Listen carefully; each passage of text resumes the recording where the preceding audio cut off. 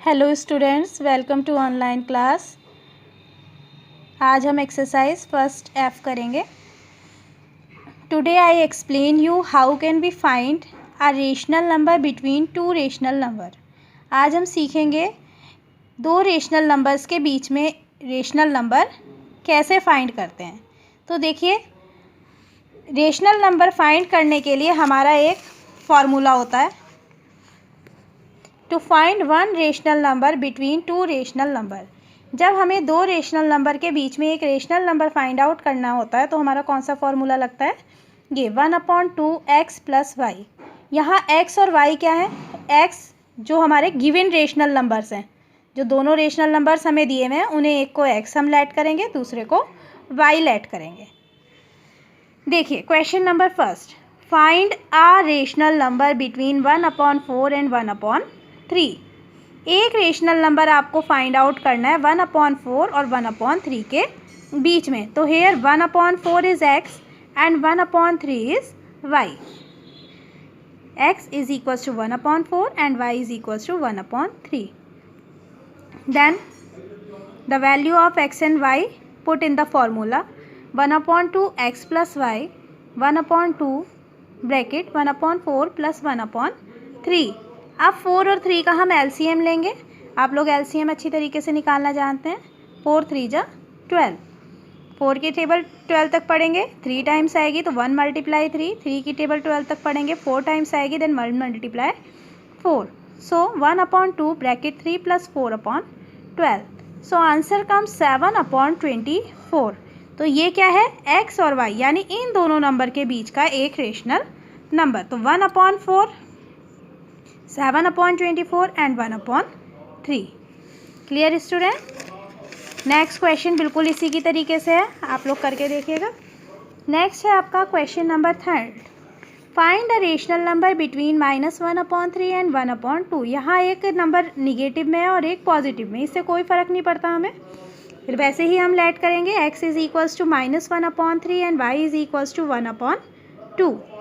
Formula लगाया हमने, calculate किया, देन आंसर कम्स 1/12।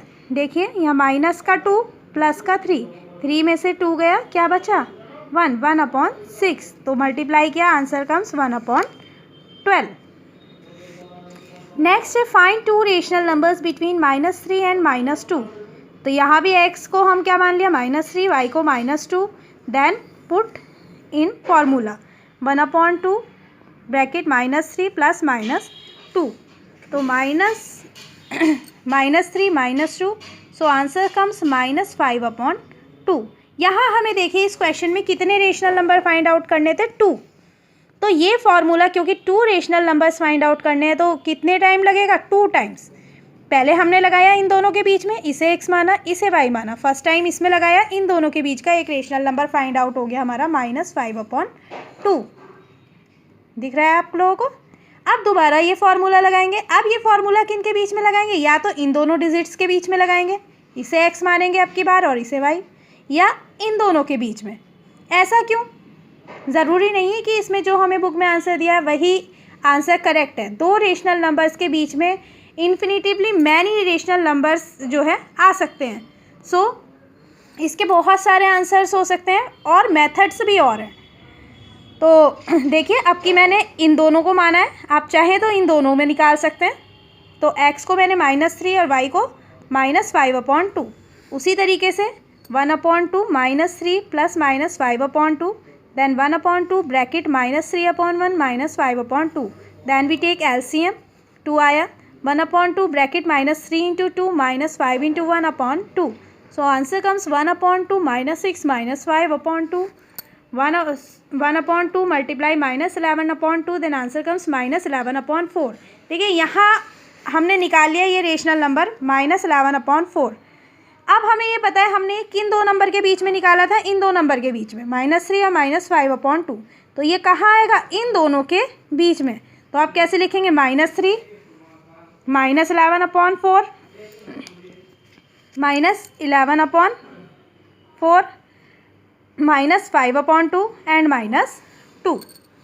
ठीक है, यदि आप इन दोनों के बीच में लेते तो ये वाला नंबर जो हमारा निकल के आता है वो हम यहाँ ना रख के कहाँ रखते हैं, इन दोनों के बीच में। Clear students. नेक्स्ट देखिए, फाइंड 3 रेशनल नंबर्स। देखिए यहाँ भी 3 रेशनल नंबर्स हैं, तो इसमें हमें कितने टाइम्स लगाना होगा ये फॉर्मूला, 3 टाइम्स। पहले इन दोनों के बीच में इसे x मानेंगे, इसे y मानेंगे, देन आंसर कम्स 17/24। तो ये आ गया आपका। अब सेकेंड टाइम में इन दोनों के बीच में लगाएंगे और थर्ड टाइम में इन दोनों डिजिट्स के बीच में लगाएंगे। देखिए सेकेंड रेशनल नंबर फाइंड करने के लिए मैंने इसे x माना है, इसे y माना है, देन फार्मूला लगाया और आंसर आया 33/48। अब ये इन दोनों डिजिट्स के बीच में आया था। अब की बार नेक्स्ट टाइम में थर्ड रेशनल नंबर फाइंड करने के लिए इसे x मानेंगे और इसे y मानेंगे, ठीक है। Then answer comes 35/48। तो जिस सीक्वेंस में हमने निकाला है उसी सीक्वेंस में हमें इसे रखना होगा। Clear students. ये तो था हमारा फॉर्मूला जब हमें 1 2 3 4 5 रेशनल नंबर निकालने हो, ठीक है, तो हम ये फार्मूला यूज़ कर सकते हैं। लेकिन यदि हमें 10 20 इस तरीके से निकालने हो नंबर्स तो कैसे करेंगे, बहुत लंबा प्रोसीजर हो जाएगा, 10 टाइम्स फार्मूला लगाना पड़ेगा। देखिए students, right 9 rational numbers between 1 and 2।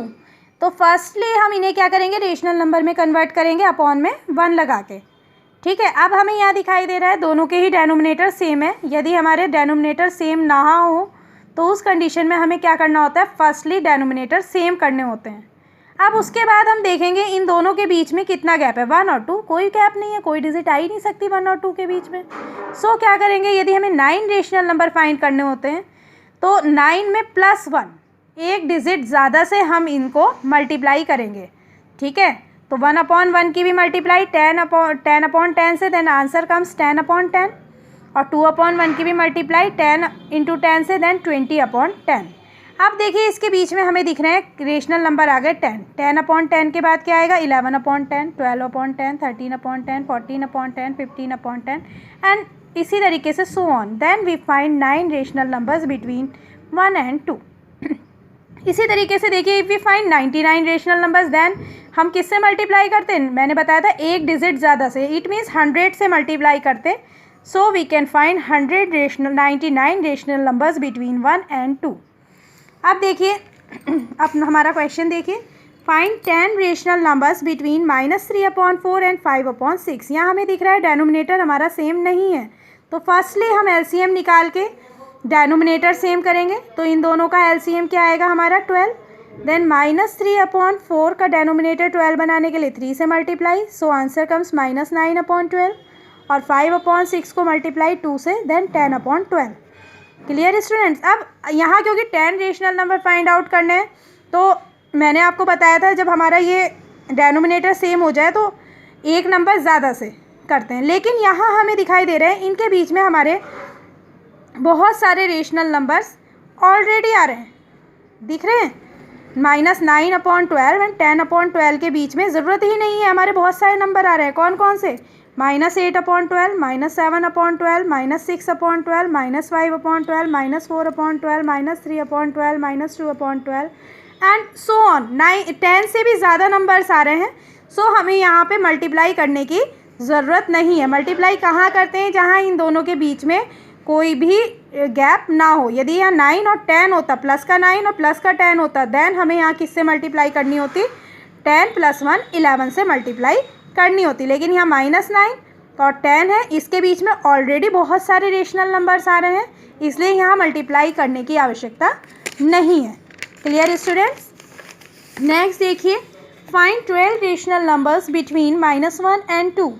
तो firstly we converted into rational numbers. Then यहाँ 12 करने हैं, तो मैंने यहाँ 10 से क्यों किया, आप यहाँ चाहें तो 13 से भी मल्टीप्लाई कर सकते हैं। लेकिन क्योंकि यहाँ पे -1 और 2 के बीच में कितनी डिजिट्स आ रही हैं, 0 एंड 1, 2 डिजिट ऑलरेडी आ रही हैं, तो मैंने यहाँ मल्टीप्लाई किया 10 से।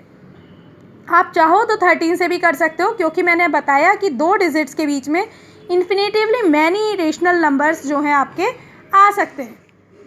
सो मैंने इन्हें 10 से मल्टीप्लाई किया, तो पहला रेशनल नंबर आया -10/10 एंड दूसरा आया 20/10। अब इसके बीच में बहुत सारे रेशनल नंबर्स आ गए। -9/10, -8/10, -7/10, -6/10 and so on. Clear students? Thank you.